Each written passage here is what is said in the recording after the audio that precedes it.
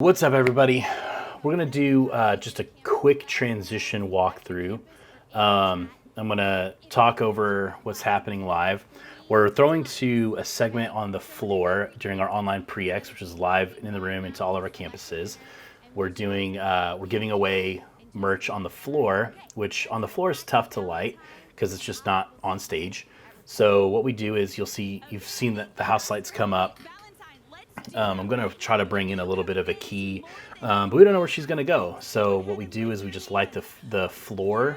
We have what's called just pastor preset, which is set with a specific color temperature for the cameras. And I have my program time right there. So I can do, I think I have it on like a 3-second fade. So bring everything to full. We'll bring it into that color temperature preset that's set for the cameras. And that's really it's not the most we can do.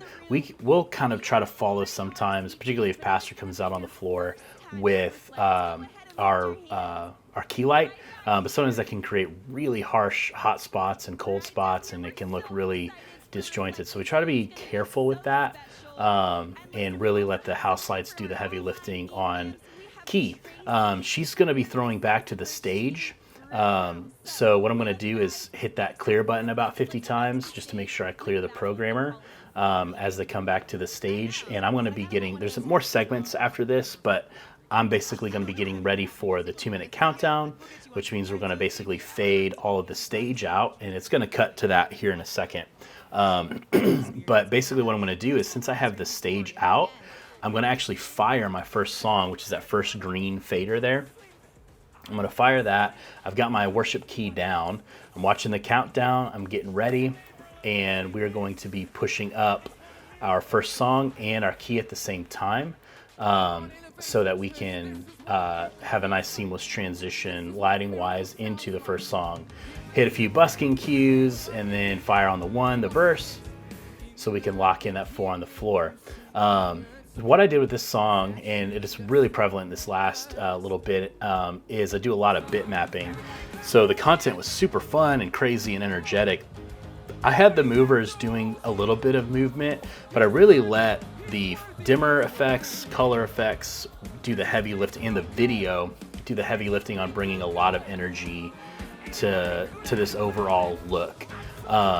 So you're going to see me hit the end cue here.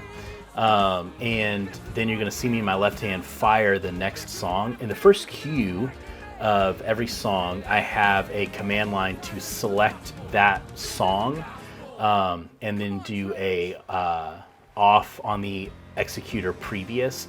I know I can do an off on overwritten, but I just haven't had consistent luck with that. And sometimes I got to chase down some fixture that might not even be there, might be deleted.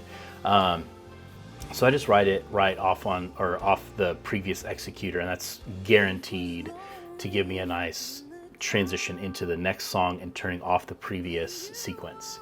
Here we're going to throw to a video. I'm going to hit one button. You're going to see all the faders fade down. I don't have the video out when we come back to it, just because I just didn't capture it.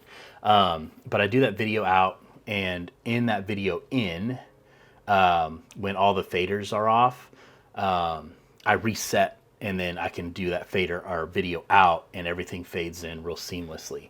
What you saw there, what you're seeing me check right now, and in the moment I just was too focused on the song to really figure out what happened. When the shot was on Scott's keys, you saw a flash. Well, in our graphics sequence, I've got a gobo lighting the walls. Well, going into this song, I didn't actually think about that on the fade, and so it just snapped off and just happened to be live, that camera. So I was trying to figure out what happened. So now that's the end of that song, Always on Time, going into the last song, another one. And something that I wish I would have changed about this transition was the Diablos didn't actually need to fade out. They could have stayed in because there wasn't any gobo changes. It was just color and zoom changes. And it would have made for a really nice transition. But it is what it is. They faded out, they fade up. Something I've been doing is doing this look that I'm quite a fan of is It's not new. It's not anything that I came up with, but just one side is kind of a narrower zoom. The other side is a wider zoom, and it creates this nice asymmetrical look.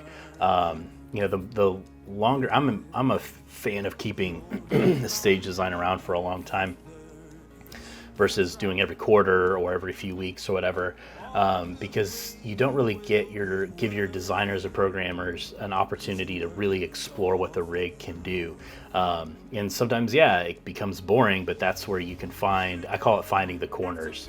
So I think when you have a play area, you kind of go in like a loose circle. Well, I try to find those corners and push where those corners are creatively, and try to find and make the rig do something different.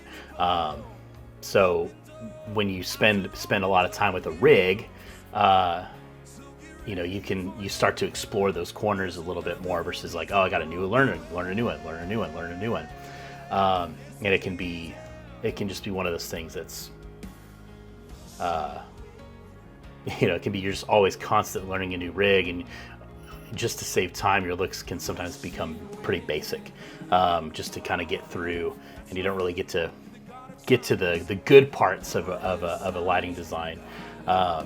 So we're kind of getting towards the end of this song, and something that just a standard we have, something that we're always paying attention to in the last song, towards the end of the last song, is I'm always looking to see when pastor's going to hit the stage. This particular weekend, we had our campus pastor JJ preach, but regardless of who's speaking, we have this where we are looking at when they hit the stage, and as soon as they hit the stage, we hit our sermon key. So we have our sermon key, but then I also have most every song, our end cue takes out our side fills, because with those on, you can see them there in that shot. With those on and the key, it's really bright, and it's very weird, because sometimes I've got different colors on them. So right here, I'm paying attention. I'm looking at where's JJ. He's coming up on stage, turning off our worship house. I'm firing our sermon key, bringing up the house lights. Everything's fading in, so it's not super abrupt. You see the podium coming out. And the reason why I try to bring the house lights up as soon as I can, sometimes the moment we have to bring them back down, is because I want them to be able to see the crowd and interact with the crowd and see how they're reacting and interacting. So it's just important for them to be able to see the house really as soon as possible. So kind of feeling out the transition here. Nick just called for to go to sermon scene. So you're going to see me actually fade out one of our group masters. The Diablos just faded out. And then now we are transitioning into our sermon scene. I'm fading in Quantum's back and firing our sermon color. That's it. Those are the transitions, just pretty quick, under 10 minutes roundabouts. So if you have any questions, if you have any things you want to know more about, please let me know in the comments. Thanks.